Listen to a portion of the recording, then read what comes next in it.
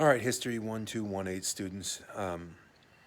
This is going to be the lecture and my comments on Chapter 10. Chapter 10 covers 1815 to 1840. It's entitled Democracy in America. It is going to be mainly focused on the kind of political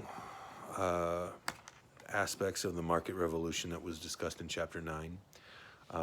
We're also going to take a look at Andrew Jackson as a president and his administration and his belief about government in the United States. So let's just go ahead and jump right into it. So the book starts out with a kind of a historical vignette of Andrew Jackson getting elected to the presidency in the election of 1828. That's going to that's really going to see, we're going to see in this era a democratization going on in the United States for at least white male voters that is really kind of unprecedented. Jackson is going to have an inauguration that is attended by masses of people, and then an inauguration party at the White House that is going to be so rowdy and so kind of over the top. Apparently, people are going to be breaking china and breaking dishes and glassware, and the crush is going to get so large.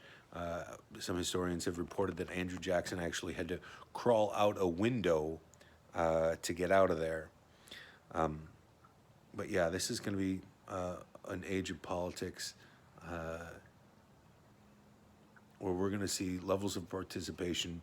By the end of this era, we're going to see levels of participation in national politics where 80% of those eligible voters across the United States are actually going to get out and vote.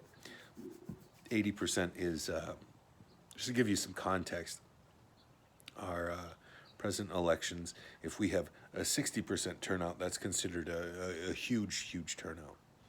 So also during this era, we're going to see Latin American countries vying for political independence from Spain, and the development of a foreign policy by the United States is going to be really far-reaching in terms of its implications. At any rate, so let's take a look at slide 3. Justice's Court in the Backwoods depicts the expansion of the public sphere during this time. Everyone is going to get involved in politics. Everyone is going to discuss the issues of the day. And the issues of the day are going to kind of focus the public's participation to a great extent, because they are going to be issues that touch just about every area of American life. Let's take a look at the slide 4, the preview. We're going to talk about the triumph of democracy, nationalism and its discontents, nation, section, and party, the age of Jackson, and then obviously the Bank War. The Bank War is going to be a huge feature of Jackson's presidency. All right, so slide number 5 asks a focused question. What were the social bases for flourishing democracy in the early and mid-19th century? Well, slide number 6 answers that to a large extent.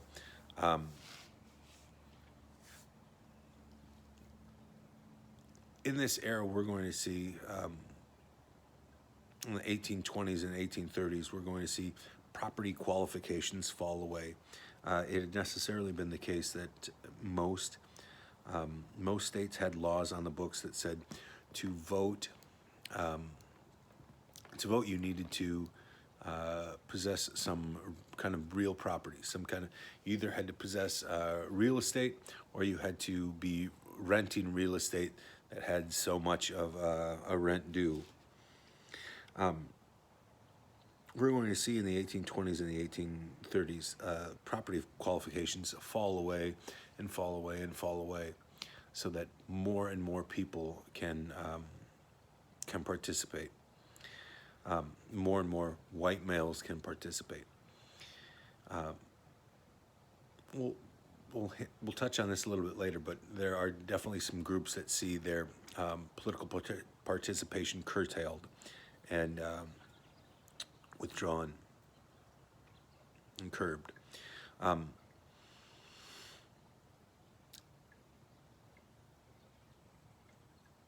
In the southern states, it was a little bit more gradual. The property qualifications falling off were a little bit more gradual than took place in the northern states. But by 1860, almost every state had abolished property qualifications. One state that was very slow to do this was the state of Rhode Island, and that's point number 2. Discussing the Dorr War.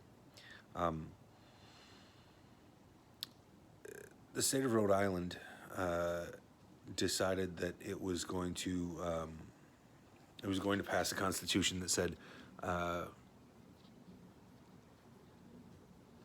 wage earners could not vote, that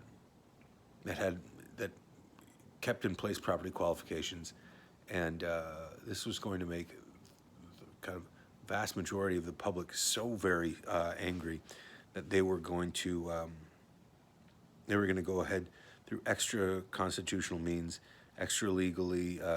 They were going to write their own constitution, and they were going to elect Thomas Dorr, who was a lawyer in Rhode Island. They're going to elect Thomas Dorr to be the president of their kind of alternative government.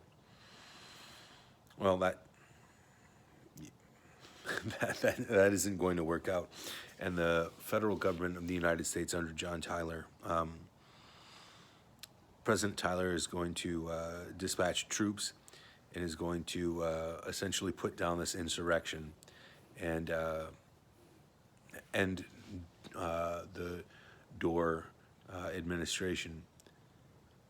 But this is kind of emblematic and a symbol of how angry people are going to get if they are not given political participation. More and more people are going to equate being a citizen of the United States with being able to participate politically. Slide number 7 is a political cartoon depicting Andrew Jackson as King Andrew the First. Andrew Jackson was highly criticized because he did a whole bunch of things. He was a very active president, and there were definitely times when he ignored the legislature, and he definitely at times ignored the courts. And his critics would say he's acting like a king, he's acting tyrannically, he's just doing whatever he wants to do. Slide number 8 is actually a piece of historical. It's an historical artifact from the Dorr War in Rhode Island. It's a certificate indicating a person has helped finance Thomas Dorr's appeal to the U.S. Supreme Court.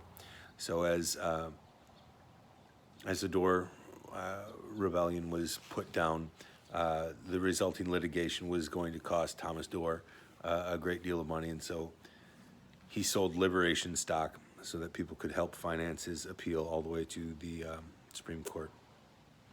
Slide number 9 is a description of, it alludes to Alexis de Tocqueville on democracy. By 1840, 90% of white men in America could vote, which is a startling number. Massive numbers of citizens were turning out to vote. Alexis de Tocqueville was a French writer who visited America in the 1830s. early 1830s. He had originally come to look at the prison system in America, but as he traveled around America, he was generally kind of captivated by just the democratic impulses of the society. So he wasn't a fan of democracy, but he saw that democracy was really kind of the spirit of the age. He saw that Americans were essentially obsessed with equality, and that the culture of the United States, the democratic culture of the United States, encouraged individual enterprise and individual initiative. Also was, again, based on equality, and also really kind of encouraged the participation in civic culture, which is nonprofit organizations that are just trying to improve civic life, like the American Red Cross or the Boy Scouts, or any number of organizations that are just trying to, for not-for-profit purposes, make communities across America better. De Tocqueville was taken aback by that.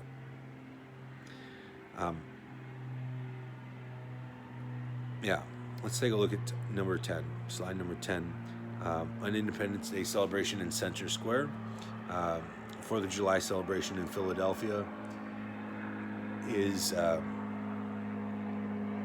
being kind of massively attended by a bunch of folks that are absolutely engaging in politics on a massive level, as we would expect during the democratization under study right now. All right. Slide number 11 talks about the world of print and the information revolution. One of the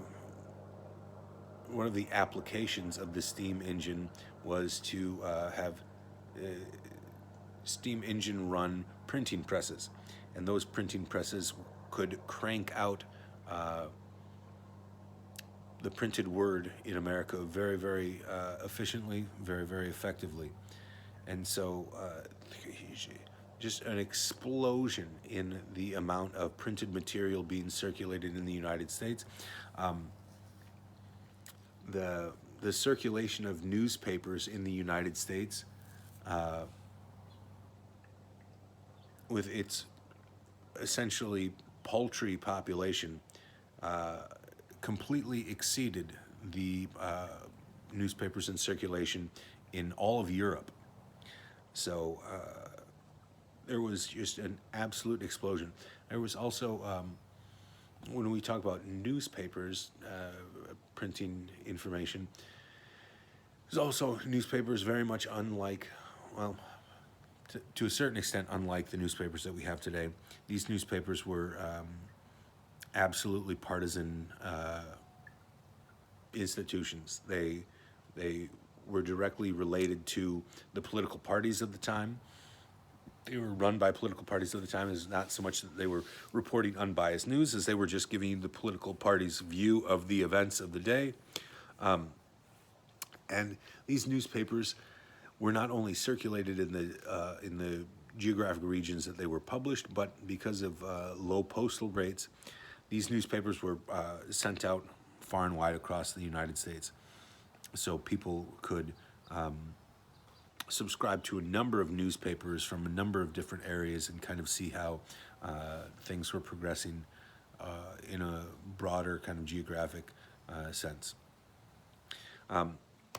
Slide number 12 talks about limits on democracy. And I alluded to this a little bit earlier, but not only were there movements to democratize the United States, but there were certainly and enact more political participation, but there were certainly movements that curtailed political participation, especially by Black Americans and certainly women, and essentially non-whites. The very one of the interesting kind of contradictions Foner talks about in the text is that increasingly non-whites were portrayed as lazy and stupid and unable to discharge the role of citizen, and as this happens,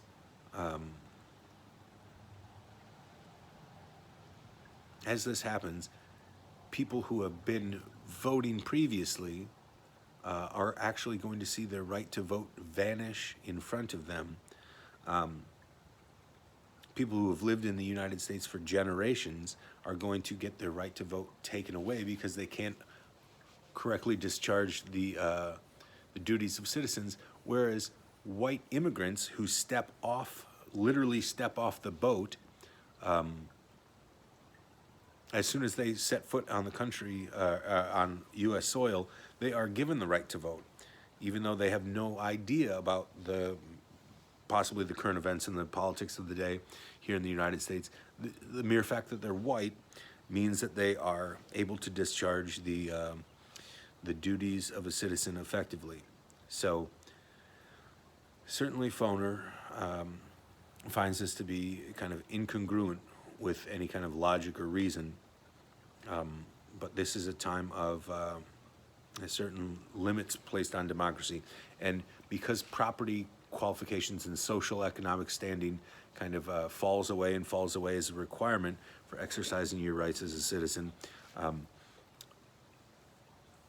the distinction, rather than being socioeconomic, becomes racial during this time of American history. Slide number 13 talks about an American woman's home. And this was a work of art meant to instruct middle-class women on how to meet their domestic responsibilities. Again, women were part of the group that was seen as less able to discharge their duties as citizens of the United States, and so they were purposely kept out of political participation because of that. Slide 14, rather, talks about democracy and whiteness. We've alluded to this. We alluded to this in the last slide, but in a nation obsessed with equality, as de Tocqueville said, more and more people became willing to accept the idea that non-whites were inferior to whites, and should therefore be excluded from public life. This would be the time of minstrel shows, and this was the era that is going to see the popularization of blackface, where white entertainers dress up in raggy clothes and apply black makeup to their entire face, and then depict black Americans in a kind of comical, stereotyped fashion to be lazy and dumb and less than able to discharge their duties.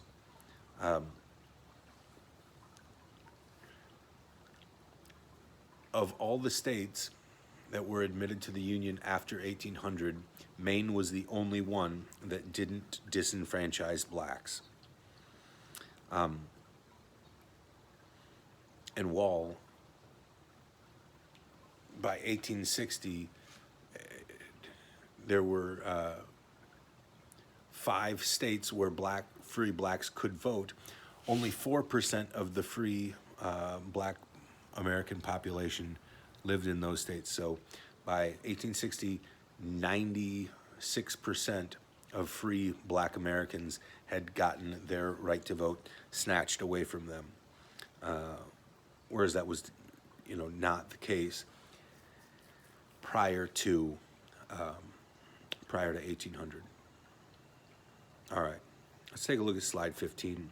Slide 15 is a depiction of Jim Crow. This is a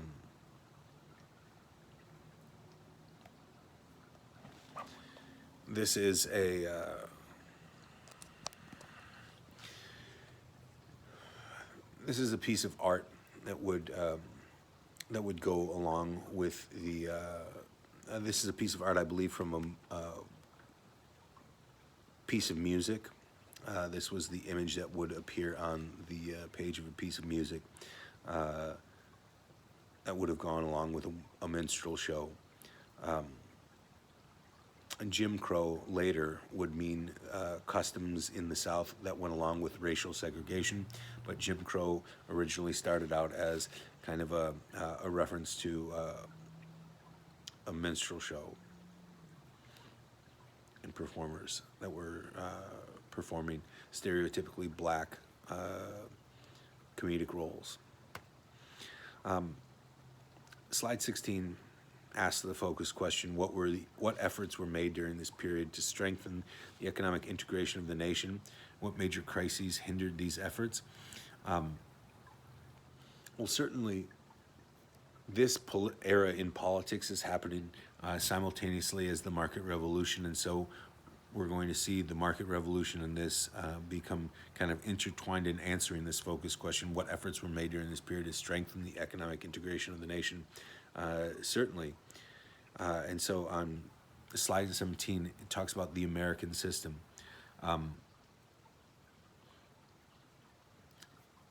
The War of 1812 really showcased how lacking the United States was in terms of the integration of its transportation infrastructure. So the American system was put forward by Republicans like Henry Clay and John C. Calhoun, saying that the government should get involved in actively promoting the infrastructure improvements that would go along with and kind of increase the speed of the United States integration of its economy.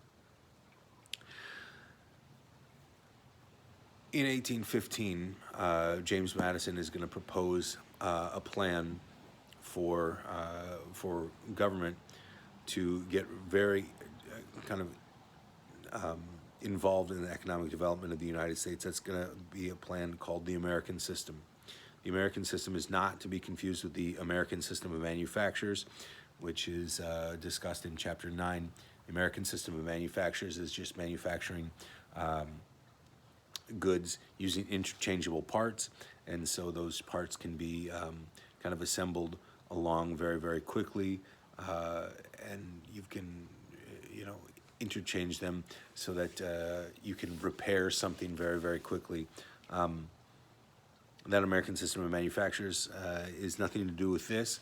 The American system is going to be founded on three ideas. Number one, that the new national government should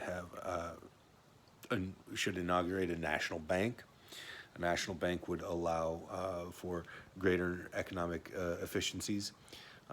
Also, tier number two, or pillar number two of this plan, we should raise a protective tariff, meaning we should raise a tax essentially on any goods that are flowing into this country.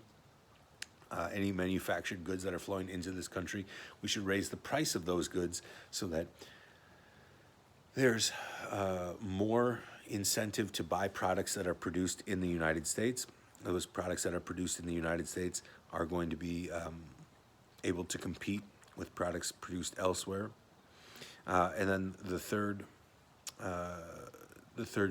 pillar of this plan is going to be that the federal government funds the improvements and internal improvements that are going to lead to that kind of transportation infrastructure that's going to facilitate the economic expansion of the United States. The tariff, so Pillar 1, I'm sorry, the National Bank, Pillar 1, and the tariff, Pillar 2, both become successfully enacted into law in 1816. But the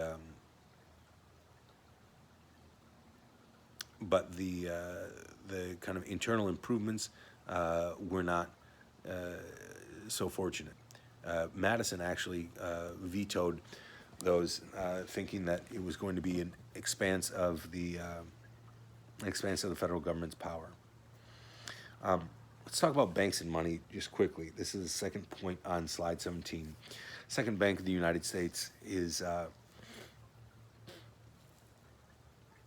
Second Bank of the United States is going to be a private, for-profit entity that is going to be in control of. It's going to be a bank where all of the federal government's monies are deposited.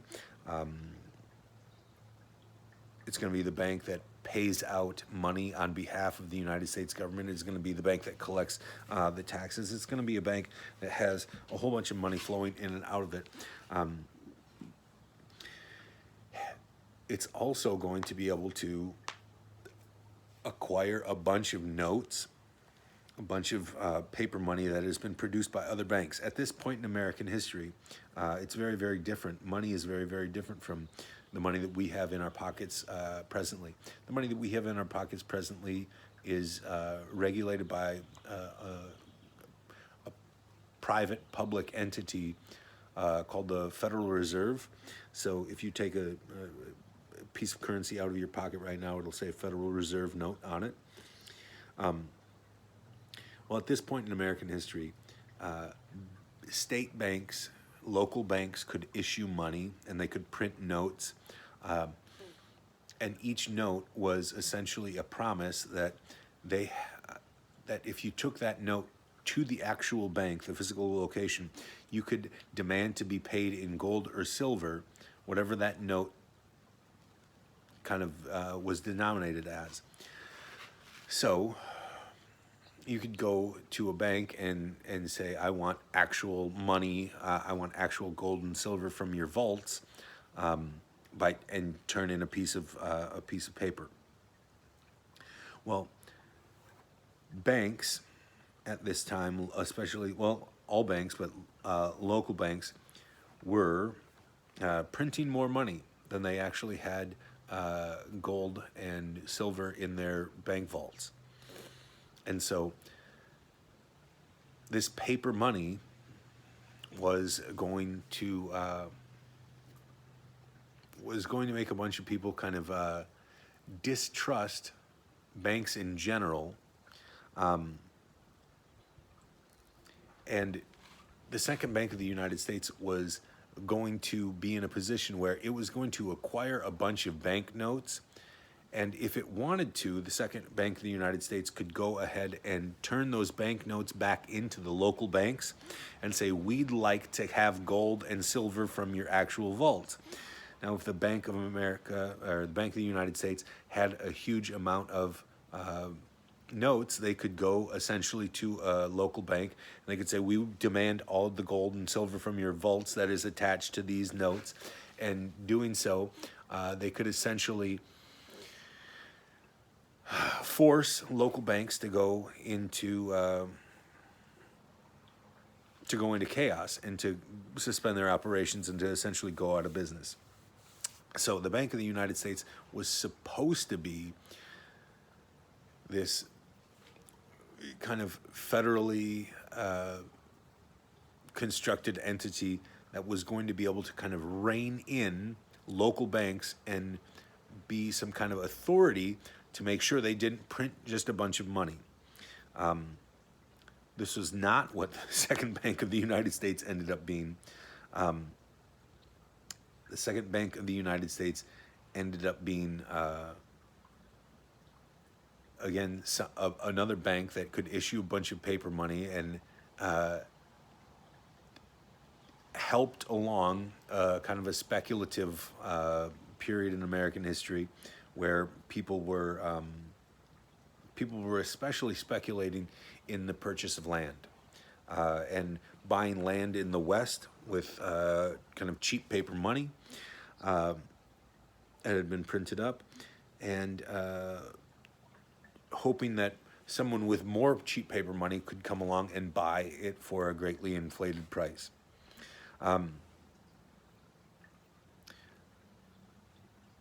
So the second bank in the United States really only kind of adds fuel to the fire. If we look at slide 18, it's talking about the campaign of 1828, or 1824 rather. This is going to be a very, very contentious election. 1824. That is essentially going to set Jackson up as the populist hero in the election of 1828. At any rate, we'll get on to that. Slide number 19 talks about the panic that ensued in 1819. Again, rather than actually do something to regulate these banks from just kind of wildly printing money, the Second Bank of the United States issues its own currency and kind of behaves poorly and increases the kind of mania and speculative nature of the stuff that's going on in the economy. And this kind of comes to a head in 1819, and the bubble bursts, and people realize that there's just no real way to kind of assess the true value of things. And so banks start calling in their loans. This was a practice of, at this time in history, banks, if they wanted to, they could contact people they had lended money to and said, hey, listen, we need our money back. And if they did that, and the person couldn't pay them back, then the bank was just rather in arrears. And so a bunch of local banks failed, and a bunch of businesses failed, and there was a bunch of unemployment in the East Coast. It wasn't a tremendously bad economic downturn, but it made people angry at banks.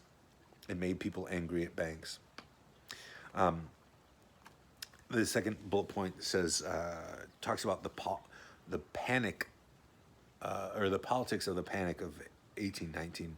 The politics of the panic of 1819 essentially is just referring to the idea that people got so angry at banks and so angry at the Second Bank of the United States that multiple states passed laws that said we're going to tax the Second Bank of the United States. One of those states was Maryland, and there was a very, very famous court case that came out in 1819 that was called McCulloch versus the state of Maryland. McCulloch versus Maryland is all about, it's two questions, essentially, two questions. Question number one, Maryland said the Bank of the United States isn't even legal. There's nothing in the Constitution that says Congress can create a bank, and that they were absolutely right. There is nothing in the Constitution that says Congress can create a bank. So the two questions before the court were, number one, does the bank have the right to exist? Is the bank legal? Could Congress create a second national bank of the United States? Other question is, if it is, in fact, able to exist, if it is constitutional for this bank to exist, can the state of Maryland tax the bank? And John Marshall, who was, again, an arch federalist, who had a very expansive view of what the powers the national government should have, said that the Bank of the United States did have, in fact, the right to exist. And Congress could use its powers under the general welfare clause of the Constitution and the necessary and proper clause of the Constitution, Congress could create a national bank. So that was the case. And also, on the second question, the states did not have the power to tax the national government, an agency set up by the national government. So the bank was legal, was constitutional to be set up, and the states couldn't tax the national government agencies that had been rightfully and constitutionally set up. So let's take a look at slide 20. Slide 20 has a couple of bullet points on it. Number one, the Missouri controversy, and number two, the slavery question. The Missouri controversy is essentially how is the United States going to try to balance out slave states and non-slave states as they are entering the Union. Excuse me, during this time. There's a bunch of political horse trading that goes on. And there are attempts to ban slavery from Missouri, and attempts to get slavery included in Missouri, and the question of slavery in Missouri really has a lot of power in terms of pushing people to the breaking point. However, there is a proposal put forward that is able to kind of allow people to move past this question, to move past this slavery question, and so the Missouri Compromise says that we are going to allow slavery into the state of Missouri. We're going to allow slavery into the state of Missouri, and in fact, the state of Missouri passed a constitution that said it was illegal for free blacks to even enter Missouri. So it was not just slavery could exist, but you couldn't exist if you were black and not a slave in the state of Missouri. So Missouri comes in as a slave state. However,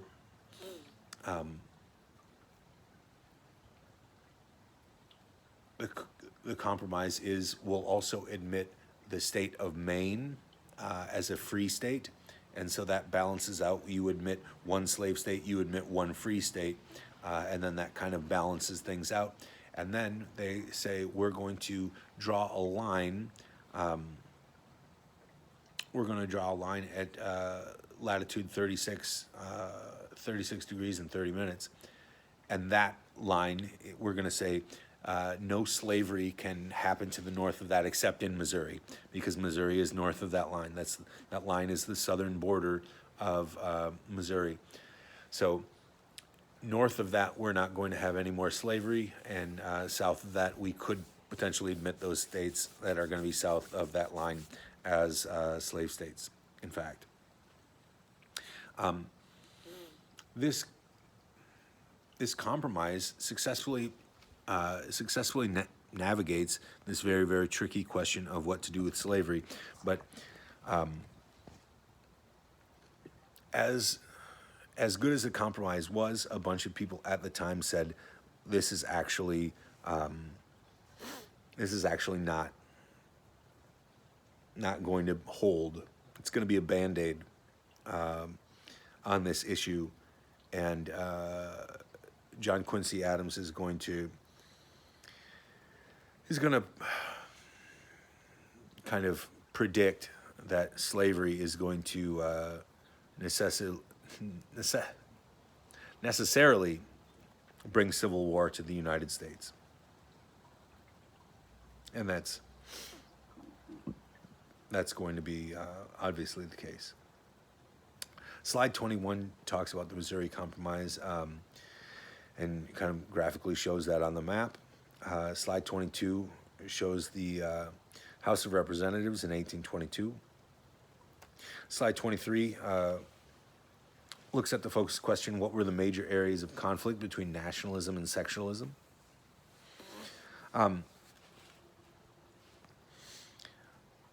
Slide 24 discusses the United States and Latin American wars of independence.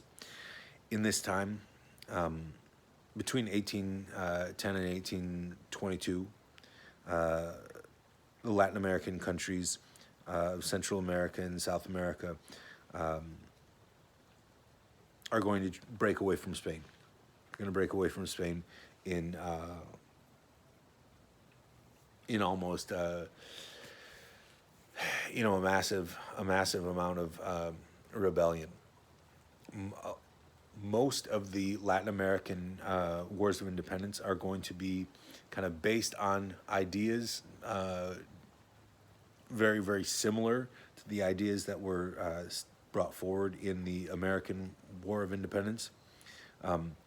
Our Declaration of Independence is going to be very much the template or the example that most of these Latin American countries use for justifying the rebellion from what they see as a tyrannical imperial power in Spain. So this is going to take place at this time. There are a bunch of different kind of more finely tuned granular things going on, but I'll let you read about that. The Monroe Doctrine is the kind of first bit of United States foreign policy formulation. It says, when all these Latin American countries declare their independence, the United States is going to recognize that they are independent countries, number one. Number two, the United States is going to actively oppose Spain trying to recolonize these countries. And three, we're going to actively oppose any kind of European intervention in this hemisphere, essentially saying that the United States is going to be the dominant power in the Western Hemisphere, in the Americas. Usually, you would just be able to, the United States wouldn't be in a position to just say all these things and just make these pronouncements that it's going to be, the dominant power in this part of the world. But the United States does kind of give European governments something when it promises that, hey, if we're going to be the dominant power over here, we are going to promise that we're not going to get involved in European conflicts and European wars. So that's kind of the giveaway, or the potential kind of inducement to get other people to recognize the claims offered and asserted in the Monroe Doctrine. Slide number 25 looks at the map of North and South America in 1830, and kind of shows the dates of Latin American countries declaring their independence. Slide number 26 talks about the election of 1824. The election of 1824 is going to have four candidates come forward and try to get elected president of the United States. Andrew Jackson is one of the four. It's Andrew Jackson, John Quincy Adams, William Crawford, and Henry Clay. Of the four men, Andrew Jackson is going to, I mean, let's take a look at slide 27. Slide 27 shows the results of the election of 1827. The results of the election of 1827, Jackson is going to win 43% of the popular vote. Clearly, he's in the lead. The next closest opponent is only at 31% of the popular vote, and that's Adams. So Jackson is going to be out front, both in terms of the Electoral College and in terms of the popular vote. John Quincy Adams is in second place, and it's not really that close of a second place finish. It is substantially behind Jackson. However, since there are 4 people running, and the Constitution says that the person who's elected president of the United States can only be elected president if they get a majority of the electoral votes. Since there are 4 people running, it's very unlikely that anyone can get a majority of the Electoral College votes. And although Jackson is substantially in the lead, he only gets 38% of the Electoral College votes, to Adams' 32%. So, what happens? Well, the Constitution says that if no one gets a majority of the Electoral College, the election has to be given over to the House of Representatives. And the House of Representatives will then make a determination between the top 3 contenders. So, if you look at the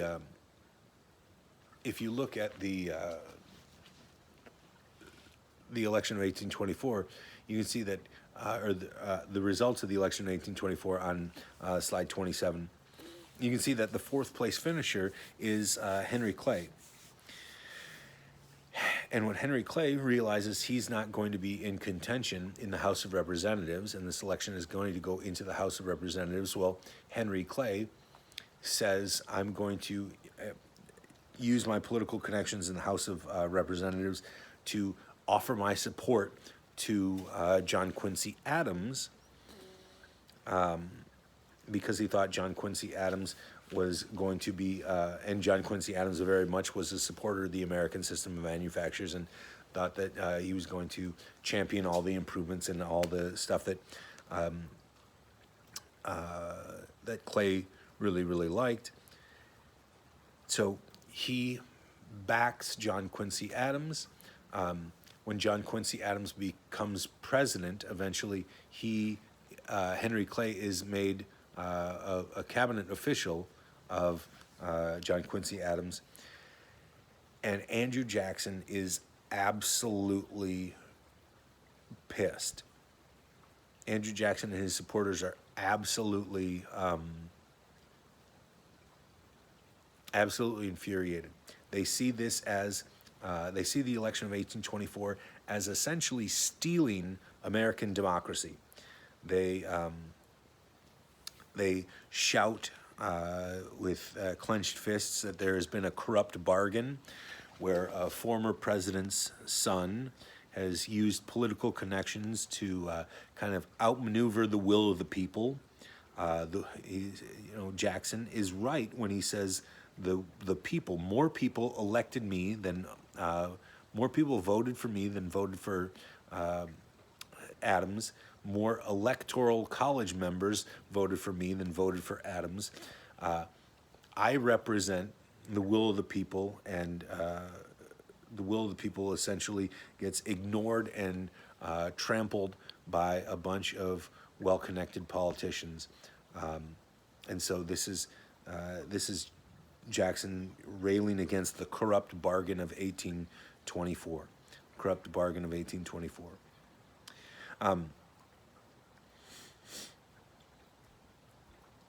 At any rate, that's the election of 1824. If we look at slide 28, we'll be looking at a visualization of the White House in 1826. The White House is obviously that white building on the left side there, but it is rather rural looking. It might not be exactly the way the White House looks today. Let's take a look at slide 29, the nationalism of John Quincy Adams. As he is affectionately known, JQA, John Quincy Adams, is a huge proponent of the American system. He believes that the United States government needs to get involved in the economy, and he wants the United States, he wants federal power to become extremely involved. He is going to be advocating the federal government should be involved in all parts of American life. He is going to say that liberty is best promoted and protected by an extremely strong federal government, and this is really going to rankle.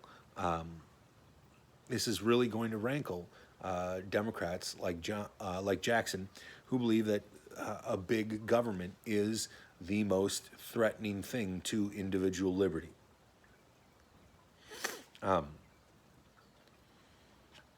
Slide number 30 shows John Quincy Adams, an early daguerreotype, an early kind of photograph of JQA. Slide number 31 talks about 1828.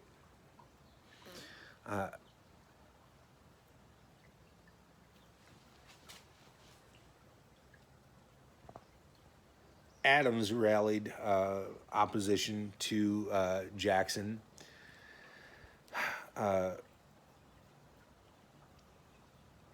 saying that he was too devoted to states' rights. He was too much of a populist. He was too much of a common man, and he believed and he espoused ideas about limiting the size of the national government, limiting the scope and the power of the national government. Jackson's campaign was organized by Martin Van Buren. Martin Van Buren is a New York senator whose nickname is one of the best political nicknames of all time, the Little Magician. Martin Van Buren is a man who is short of stature, but he is going to see how the electorate is changing, and he's going to see that it is necessarily the case that if you want to win an election, you just have to have a solid political machine, a solid party organization that gets people out to vote, and you can kind of sell your candidate as a popular person. And Jackson really did not have a bunch of political accomplishments that really held a whole bunch of luster, and he didn't have a really solid platform, but he was a very, very popular person. He had been a very popular military commander. He had, had a great victory at the Battle of New Orleans, at the technically just after the close of the War of 1812, but it was, I guess, the remembered as a battle of the War of 1812. So Jackson has his campaign organized by Martin Van Buren. Doesn't really do much to promote his own campaign, but Martin Van Buren and the political machine that has been kind of inaugurated in resistance to this corrupt bargain of 1824 is extremely effective in getting Jackson elected. 1828, the presidential election of 1828 You can see this on slide 32. The results from this election are rather staggering. Jackson wins 56% of the popular vote and 68% of the electoral college. Just pulls together a massive victory. Slide 33, Jackson in 1828. It's a slide 33 just shows a campaign broadside. Jackson forever, the hero of two wars and of Orleans. He's the man of the people, because power should be derived from the people. He'll knock down big government, and he was he went by the appropriate nickname of Old Hickory. Because he was strong and sturdy, and his critics would say dumb as a board. At any rate, slide number 34 says, in what ways did Andrew Jackson embody the contradictions of democratic nationalism? Again, Andrew Jackson, very, very complicated guy. Andrew Jackson is born of very, very modest means.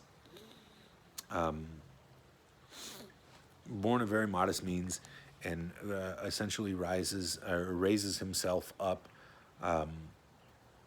to become a prominent lawyer in Tennessee, and through military adventures and exploits. He goes as far back as the War of Independence, where he is almost where he's attacked by a British officer because the British officer tells him to go ahead and shine his shoes, and Andrew Jackson refuses to comply with that. So he's got a bunch of bona fides in terms of being a very sturdy manly man. In the election of 1824, there was actually a slogan that said, elect Jackson who can fight, not Adams who can write, which is a pretty stark thing to think about when you think that, somebody was saying, vote for me because I'm not necessarily going to be a president who can write things down, but I can certainly throw a punch.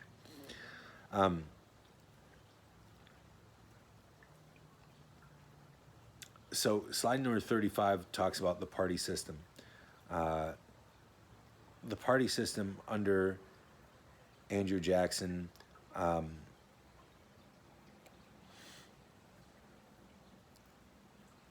was going to be, again, a system in which massive participation was going to happen. And massive participation was rewarded. Andrew Jackson is going to essentially kind of inaugurate something called the spoil system, and this had been used before, for sure, but Jackson took it to a whole new level. Jackson said, well, one of the ways that we can make sure there is common people are getting into government positions is that if you're elected president, you are going to go ahead and give the best jobs to people who were your most loyal supporters during the election campaign. So